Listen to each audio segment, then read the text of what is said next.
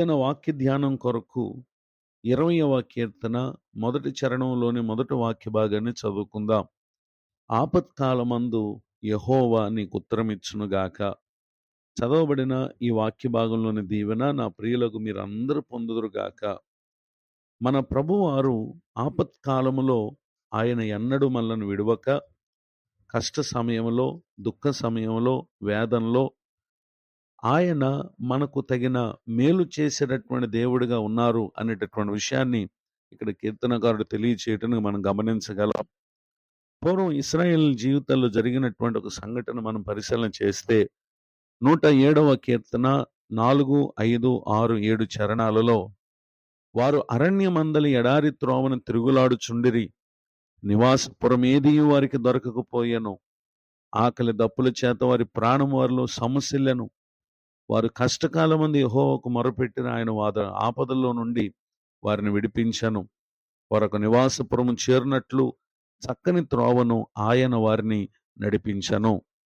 చదవబడినటువంటి ఈ వాక్య భాగంలో ఐగుప్తు దేశము నుండి కనాను దేశానికి ఇశ్రాయేలు చేస్తున్నటువంటి ప్రయాణ మార్గంలో ప్రభు వారిని వారు అనేక మార్లు శోధించారు. అయితే తాము దేవుని శోధించినటువంటి సమయాల్లో వారు ఎదుర్కొన్నటువంటి పరిస్థితులు ఆకలి చేత, దప్పిక చేత తమ ప్రాణం వారిలో సమస్యలుట. ఆ సమయంలో వారు తిరిగి మరల తమ కష్టకాలమందు దేవునికి మొరపెట్టినప్పుడు దేవుడు వారు ఎదుర్కొంటున్నటువంటి ఆపదలన్నిటి నుంచి విడిపించడం మాత్రమే కాక, వారు చేరవలసినటువంటి నివాసపురమునకు చేరినట్లు చక్కని త్రోవలో ప్రభువారు వారిని నడిపించారు.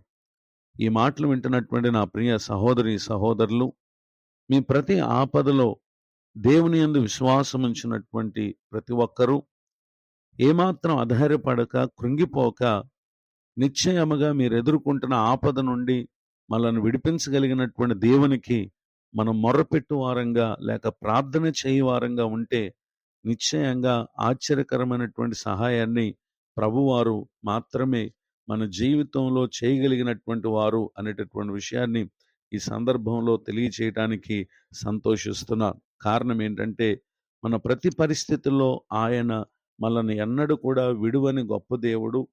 తగిన సహాయాన్ని ఆయన మన జీవితాల్లో చేసేటటువంటి ప్రార్థన ఆలకించే నమ్మదగినటువంటి దేవుడు అనేటటువంటి విషయాన్ని ఈ సమయంలో తెలియచేయడానికి సంతోషిస్తున్నాను.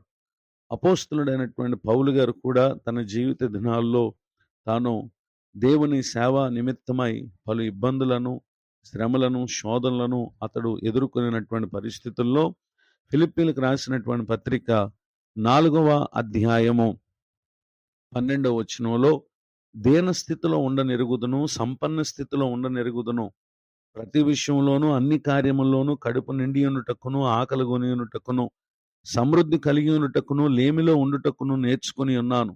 నన్ను బలపరచు అని యందు నేను సమస్తమును చేయగలను అని ఇక్కడ తెలియచేయటను గమనించగలం. నిజమే, మన ప్రతి కాలములో ప్రభువారు మనలను బలపరిచేటటువంటి దేవుడుగా ఉంటారు. ఈ మాటలు వింటున్నటువంటి నా ప్రియులకు మీరు ఎదుర్కొనేటటువంటి కష్టం ఏదో, బాధ ఏదో అది మీరు ఎరిగిన వారు ఉన్నారు కనుక నిశ్చయముగా ఆ స్థితిగతుల్లో ప్రభు తట్టునకు తిరగండి, ఆయనకు మొరపెట్టండి. నిశ్చయముగా ఆయన మీకు తన జవాబును మన జీవితాల్లో చేసే కార్యాల ద్వారా కనుపరుచుటకు ఆయన నమ్మదగిన దేవుడు. ఇట్టి కృపకు నా ప్రియులకు మీరు పాత్రలు కావాలని హృదయపూర్వకంగా కోరుతూ ఈ మాటలు ముగిస్తున్నాను. ప్రార్థన. కృపగలిగిన మా తండ్రి, మీకు వందనాలు. మీకు మొరపెట్టు వారికి మీరు ఉత్తరం ఇచ్చేటటువంటి దేవుడై ఉన్నారు. ఎందరు విడిచిపెట్టినా నువ్వు మమ్మల్ని విడువని గొప్ప దేవుడివై మాకు సహాయం చేయుటకు సిద్ధముగా ఉన్నందుకు స్తోత్రాలు. దైవజనులను, వారి కుటుంబాన్ని, వారు జరిగించు పరిచయలను దీవించండి. మరి యొక్క నూతన సంవత్సర దయాకిరీటాన్ని పొందిన ప్రియుల పట్ల నూతన కార్యాలు జరిగించండి. తమ ఉద్యోగంలో, వ్యాపారంలో, విద్యార్థులు తమ చదువుల్లో పలు రకాల కార్యాలు చేయు కుటుంబ జీవితంలో ప్రతి ఒక్కరికి మీ సన్నిధి సహవాసం తోడుగా ఉంచి వారికి మేలు కలుగు చేయమని మిమ్మల్ని వేడుకుంటూ ఉన్నాను. నేటిదిన దీవెనలు సమస్త విషయాల్లో మా ప్రియులకు అనుగ్రహించి కాపాడమని యేసుక్రీస్తు నామములో ప్రార్థిస్తున్నాను తండ్రి. ఆమేన్. తండ్రి, కుమార, పరిశుద్ధాత్మ దేవుడు తోడు నడిపించునుగాక.